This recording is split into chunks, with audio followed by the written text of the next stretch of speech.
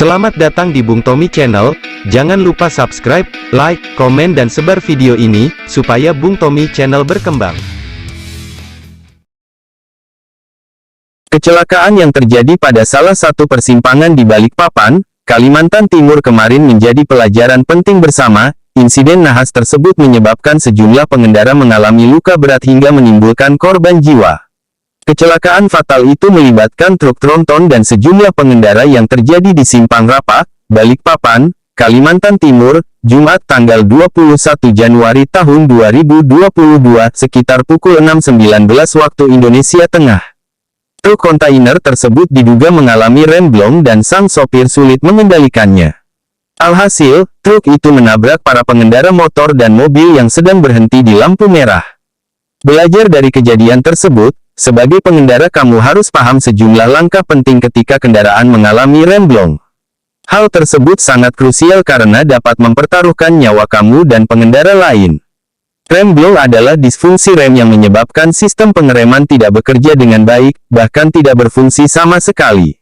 Tentu sangat berbahaya bukan jika terjadi dalam kondisi jalanan yang padat. Sebenarnya remblong dapat kamu antisipasi dengan melakukannya dengan benar yang tepat, sehingga dapat meminimalisir kecelakaan besar yang berisiko menimbulkan korban jiwa. Dilansir dari laman Nissan Indonesia, berikut ini sejumlah langkah penting yang wajib dilakukan ketika remblong. 1.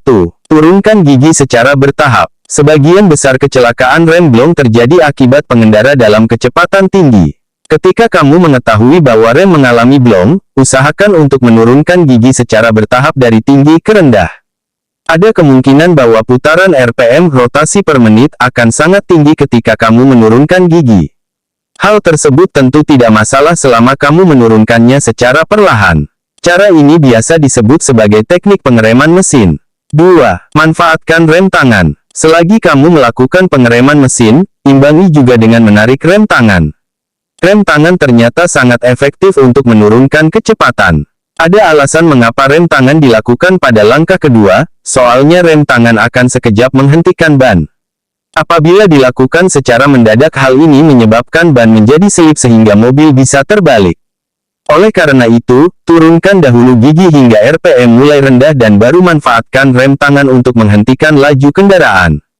3. Jangan matikan mesin. Banyak pengendara yang panik ketika menghadapi remblong, alhasil mereka langsung mematikan mesin.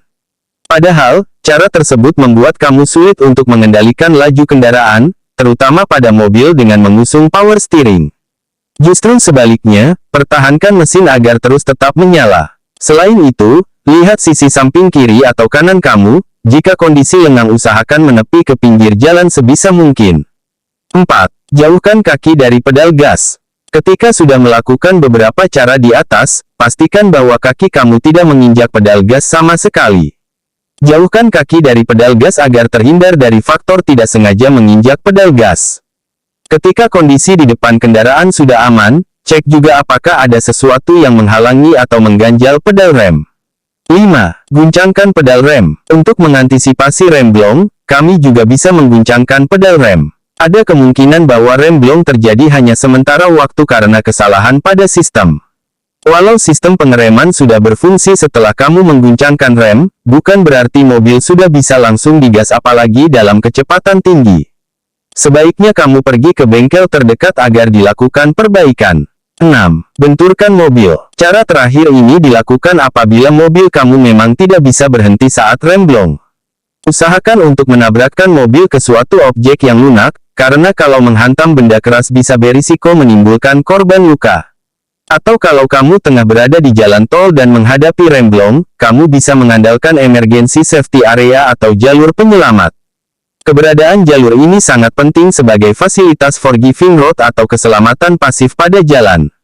Soalnya, jalur ini punya peran penting dalam menurunkan tingkat fatalitas jika terjadi kecelakaan.